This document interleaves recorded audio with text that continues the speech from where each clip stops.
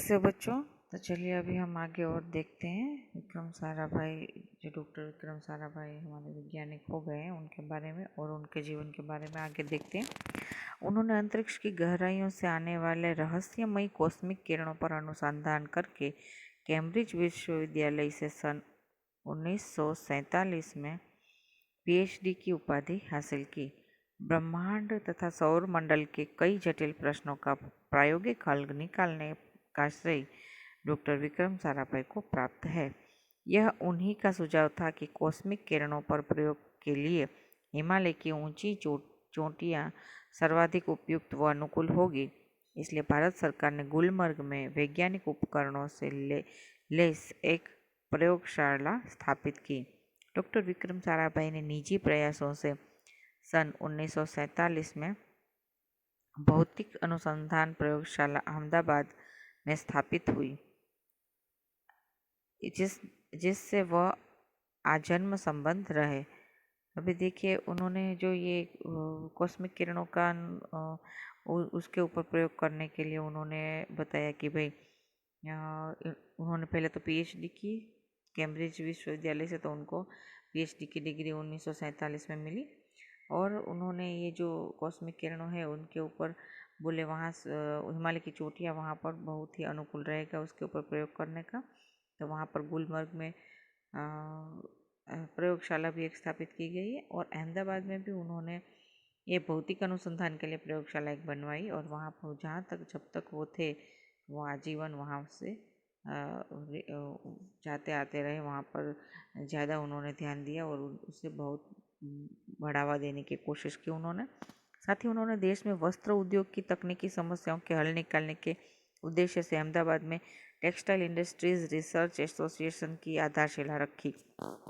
ये जो भी वस्त्र उद्योग से रिलेटेड जो भी परेशानियां थी उसको उन्होंने उनकी समस्याओं का हल निकाला और अहमदाबाद में टेक्सटाइल इंडस्ट्रीज रिसर्च एसोसिएशन की वहाँ पर स्थापना करवाई उन्होंने। और भौतिक अनुसंधान प्रयोगशाला डॉक्टर विक्रम साराभाई परमाणु शक्ति, अंतरिक्ष विकिरण, सूर्य ग्रहण, तारा, प्लाज्मा, भौतिकी और खगोल पर वह कार्य करते रहे।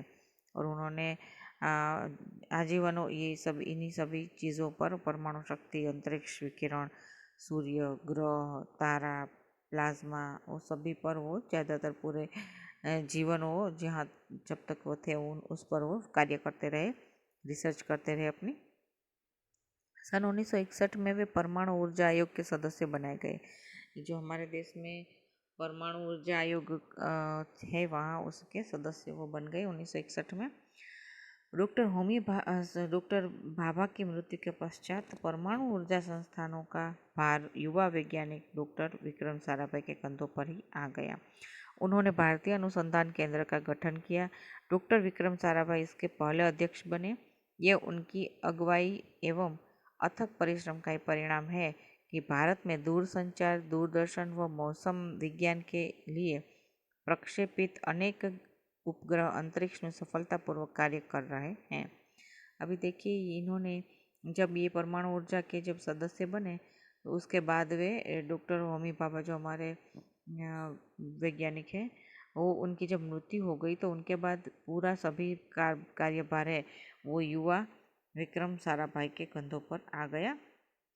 और उन्होंने ये भारतीय अनुसंधान केंद्र का उन्होंने गठन किया और फिर उन्होंने ये पहले अध्यक्ष ये विक्रम साराभाई बने। और उनके परिश्रम के कारण ही भारत में दूरसंचार जो है हमारे दूरदर्शन दूरसंचार जो टेलीफोन की सेवा थी पहले जो आई वो दूरदर्शन और फिर मौसम विज्ञान उन सब के लिए उन्होंने अंतरिक्ष में जो सफलतापूर्वक जो उपग्रह रखे है ये उनके कारण ही सफलतापूर्वक अभी तक कार्य कर रहे हैं और इतने सालों पहले से हम इन सब से जुड़ चुके हैं। डॉक्टर विक्रम साराभाई ने अपना संपूर्ण जीवन भारत तथा विज्ञान के समग्र विकास के लिए समर्पित कर दिया। देखिए उन्होंने अपना पूरा जीवन है भारत के विकास के लिए और हमारे भारत के विज्ञान के लिए उन्होंने अपना पूरा जीवन है वो समर्पित कर दिया। भारत के विकास में उत्कृष्ट योगदान के लिए उन्हें कई राष्ट्रीय और अंतर्राष्ट्रीय सम्मान प्राप्त हुए। भारत में उन्होंने इतने ज़्यादा काम किए हैं कि उनको बहुत ही सम्मान मिले भारत की तरफ से। और अंतर्राष्ट्रीय विज्ञान में उन्होंने इतनी उन्नति की कि भाई कि विदेश अंतर्राष्ट्रीय स्तर पर भी उनको काफ़ी सारे पुरस्कार मिले हैं, सम्मान प्राप्त हुआ है। सन 1962 में उन्हें डॉक्टर शांति स्वरूप भटनागर पुरस्कार मिला। फिर 1966 में पद्म भूषण तथा सन 1972 में मरणोत्तर पद्म विभूषण जैसे अलंकरणों से नवाजा गया। देखिए 1966 में पद्म भूषण उनको मिला और 1972 में मरणोपरांत उनके गुजर जाने के बाद उनको पद्म विभूषण भी मिला, उनसे उनको नवाजा गया। निशस्त्रीकरण से संबंधित कई महत्वपूर्ण अंतर्राष्ट्रीय संस्थाओं में भी भारत के प्रतिनिधि रहे। अभी देखिए निशस्त्रीकरण यानी ये जो शस्त्रीकरण, ये जो शस्त्र है उनका ज़्यादा कम से कम उपयोग हो, यानी निशस्त्रीकरण पूरे दुनिया में, जैसे कि ये सब शस्त्रों का उपयोग बंद हो तो ये जो महाविनाशकारी जो विश्व युद्ध होते हैं वो ना हो। इसके लिए कई सारी मीटिंग हमारे विदेश में सब जगह पे सभी देशों के बीच होती थी, उसमें भारत का प्रतिनिधित्व करते थे विक्रम साराभाई। वो कई सारी ऐसी मीटिंग्स थी वहाँ पे गए हैं।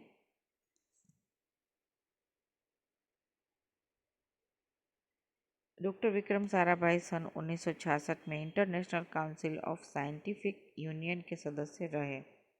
ये जो international council of scientific union है वो सभी देशों के बीच में, कई सारे देशों के बीच में रहा। उसमें डॉक्टर विक्रम भाई साराभाई है वो 1966 में उसके सदस्य बन गए।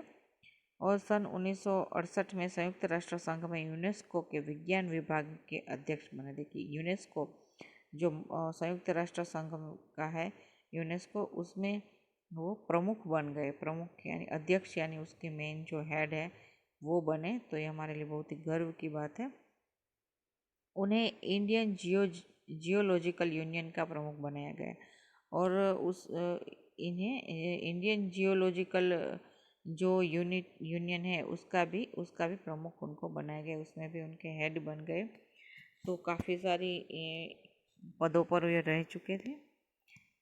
डॉक्टर विक्रम साराभाई ने 1970 में वियना शांति अंतर्राष्ट्रीय अणु मंच के 14वीं परिषद के प्रमुख बने। अभी देखिए वियना में जब अणु मंच की 14वीं परिषद हुई तो उसमें प्रमुख बने थे विक्रम साराभाई। और सन 1971 में संयुक्त राष्ट्र संघ परिषद के उपाध्यक्ष व बाद में विज्ञान विभाग के अध्यक्ष बनाए गए। अभी देखिए संयुक्त राष्ट्र संघ में 1971 में वो उपाध्यक्ष पहले बने गए, फिर उसके बाद अध्यक्ष विज्ञान विभाग के अध्यक्ष भी वे बनाए गए थे। वह केवल उच्च कोटि के वैज्ञानिक ही नहीं थे, बल्कि व्यस्तताओं के बावजूद कला, शिक्षण व समाज के लिए पर्याप्त समय निकाल लेते थे। तो देखिए कि इतनी व्यस्त होने के बावजूद वे सिर्फ उच्च कोटि के सिर्फ वैज्ञानिक ही नहीं थे, इतनी कई सारी देखिए इनके पर जिम्मेदारियां थी, फिर भी इतनी व्यस्तताओं के बावजूद वो शिक्षा के लिए, समाज के लिए, वो कला के लिए अपना समय निकाल ही लेते थे। उनके ही प्रयासों से अहमदाबाद में लोक विज्ञान केंद्र एवं नेहरू विकास संस्थान की स्थापना हुई। यहाँ वह जन सामान्य के विज्ञान के प्रति रुचि जागृत करने के लिए कार्य करते रहे। यहाँ पर देखिए कई सारे उन्होंने संस्था ने उनकी स्थापना की और वो कला, समाज और जो शिक्षा है उससे हमेशा जुड़े रहे। वह 21 दिसंबर सन 1971 की काली तारीख थी। डॉक्टर विक्रम साराभाई को त्रिवेंद्रम के लॉन्चिंग स्टेशन थुम्बा में कार्य निरीक्षण के लिए भेजा गया था। वहाँ वह एक होटल में ठहरे हुए थे। यहीं हृदय की गति रुक जाने से उनकी मृत्यु हो गई। उनके निधन से विज्ञान में 3 नए आयामों को जोड़ने वाला एक जीवन चक्र सदा के लिए रुक गया। ऐसी महान प्रतिभा को शत शत नमन। 1971 में 21 दिसंबर के दिन उनका ये जो विक्रम साराभाई है वो त्रिवेंद्रम में लॉन्चिंग स्टेशन थुम्बा है वहाँ पर निरीक्षण के लिए गए थे और वहाँ होटल में उनकी हृदय की गति रुक जाने के कारण उनका निधन हो गया। या देखिए ये कितने महान प्रतिभाशाली थे, कितनी प्रतिभाएं थी उनके अंदर। और ये हमारे देश के लिए सौभाग्य की बात है कि हमारे देश में इनका जन्म हुआ और हमारे देश को इतनी सारी भेंटें देकर गए हैं वो। उनको ऐसी महान प्रतिभा को हम शत शत नमन करते हैं।